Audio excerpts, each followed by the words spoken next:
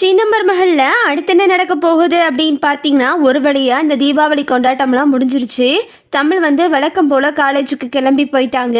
அப்புறம் பார்த்தா தமிழ் வந்துட்டு அங்கே ஹோட்டலில் வேலை பார்த்துட்டு ஒரு பக்கம் காலேஜுக்கும் போகிறாங்க. காலேஜில் வந்து வழக்கம் போல ஜெனி வந்து அழுகுறாங்க. தமிழ், இன்னும் தமிழ், நான் சக்தியை கல்யாணம் பண்ணி ஆகணும் தமிழ், ஏதாவது உனக்கு தெரிஞ்சா சொல்லு தமிழ், இதுக்கு ஏதாவது வழி சொல்லு தமிழ் அப்படின்னு சொல்லவும் தமிழ் சொல்கிறாங்க, அவசரப்பட்டு எதுவும் பண்ணிடாத ஜெனி, கொஞ்ச நாள் வெயிட் பண்ணு, நான் எல்லாத்தையும் பார்த்துக்கிறேன் அப்படின்னு சொல்லிட்டு தமிழ் வந்து ஜெனிக்கு ஆறுதல் சொல்லிக்கிட்டு இருக்காங்க. அப்புறம் பார்த்தா இங்கே வந்து நம்ம ஈஸ்வரி வந்து, மாமா நான் போஸோட கல்யாணத்தை பற்றி பேசினனே, அதை பற்றி எதுவும் பேசுனீங்களா, அவங்க எதுவும் சொன்னாங்களா அப்படின்னு கேட்கவும் அப்பத்தான் வந்து, அடியே அதான் சொல்லுவான்ல ராஜாங்கம், எதுக்கு முந்திரி கொட்டை மாதிரி வந்து முந்திக்கிட்டே இருக்கு அப்படின்னு சொல்லிட்டு அப்பத்தான் கேட்கவும் உடனே நம்ம ஈஸ்வரி சொல்லுது, அத்தை அது வந்து போஸோட கல்யாணம் இல்லையிலத்த, காலகாலத்தில் கல்யாணத்தை பண்ணி வச்சா அவன் குடும்பத்தை அவன் பார்த்துக்கிடுவான்ல, இனி ஏற்கனவே அமைஞ்ச வாழ்க்கை ஒன்றும் இல்லாமல் போயிடுச்சு, இனிமே அமைஞ்ச வாழ்க்கையாவது அவனுக்கு நல்லா இருக்கணும்லத்த அப்படின்னு சொல்லிட்டு ஈஸ்வரி சொல்லவும் அப்புறம் பார்த்தா இங்கே கரெக்டாக ராஜாங்கத்துக்கு ஃபோன் வருது. அமைச்சரையா, நாங்கள் இன்னைக்கு உங்கள் வீட்டுக்கு நாங்கள் எங்கள் பொண்ணை கூட்டிகிட்டு வரோம் அப்படின்னு சொல்லும்போது, சரி அப்படியா, எத்தனை மணிக்கு வரீங்க அப்படின்னு கேட்கவும், இன்னும் 1 மணி நேரத்தில் நாங்கள் வந்துடுவோம் அப்படின்னு சொல்லிட்டு ராஜாங்கத்துக்கிட்ட அவங்க சொல்கிறாங்க. ராஜாங்க சொல்கிறாரு, ஈஸ்வரி நீ கேட்ட மாதிரியே அங்கே எம்எல்ஏ ஃபோன் பண்ணிட்டாப்ல, அவரே பொண்ணை கூட்டிகிட்டு இன்னும் 1 மணி நேரத்தில் நம்ம வீட்டுக்கு வர்றாராம், மற்றதெல்லாம் அப்புறம் பேசிக்கிருவோம், எல்லாம் ஆக வேண்டிய வேலையை பாருங்க அப்படின்னு சொல்கிறாங்க. ஒட்டுமொத்த வீடும் வந்துட்டு அப்படியே பரபரப்பாக்கிறது ஈஸ்வரி. ஆஹா, இது நல்ல சந்தர்ப்பம், போஸு நீ நல்ல சட்டையாக மாற்றிட்டு நல்லா நீட்டாக இருடா, நானும் போயிட்டு சேலையெல்லாம் மாற்றிட்டு வந்துடுறேன் அப்படின்னு சொல்லிட்டு புடவையெல்லாம் மாற்றுறதுக்கு அப்படியே பரபரப்பாக இருக்குது. காலில் சக்கரத்தை கட்டிட்டு தெரியுது ஈஸ்வரி.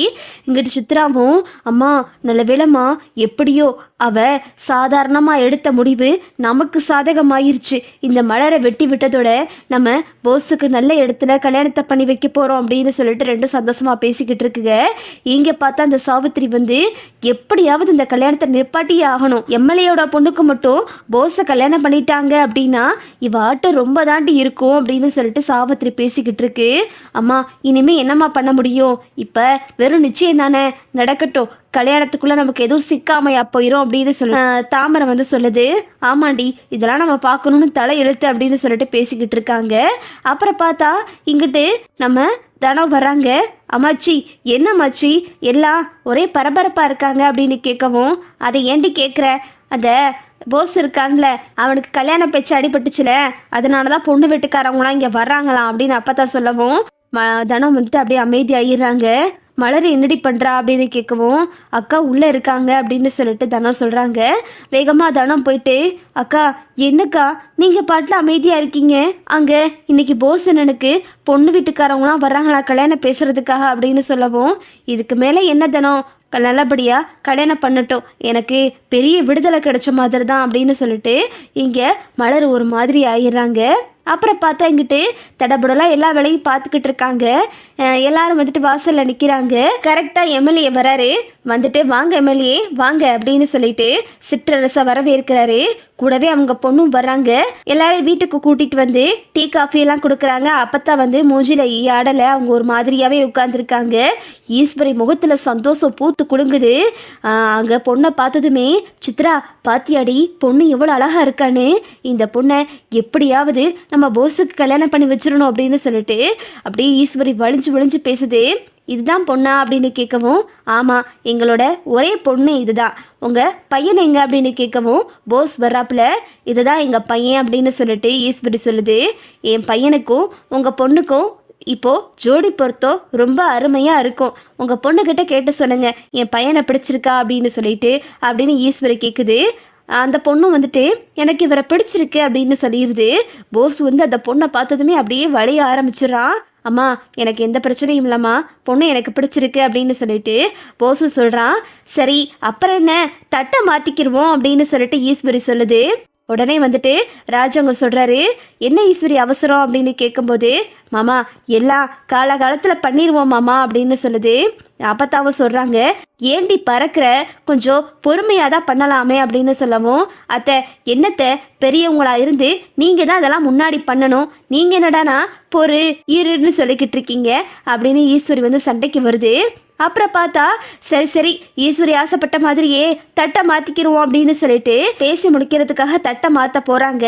கரெக்டாக தமிழோட அப்பா வர்றாரு.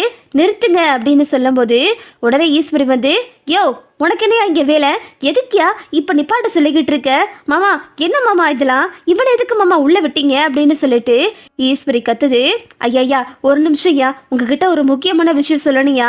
ஒரு பொண்ணோட வாழ்க்கை நாசமாயிர போகக்கூடாதியா, ஏன்னா உண்மையான விஷயத்த சொல்லி ஆகணும்யா அப்படின்னு சொல்லிட்டு இங்கே தமிழோட அப்பா கத்துறாரு.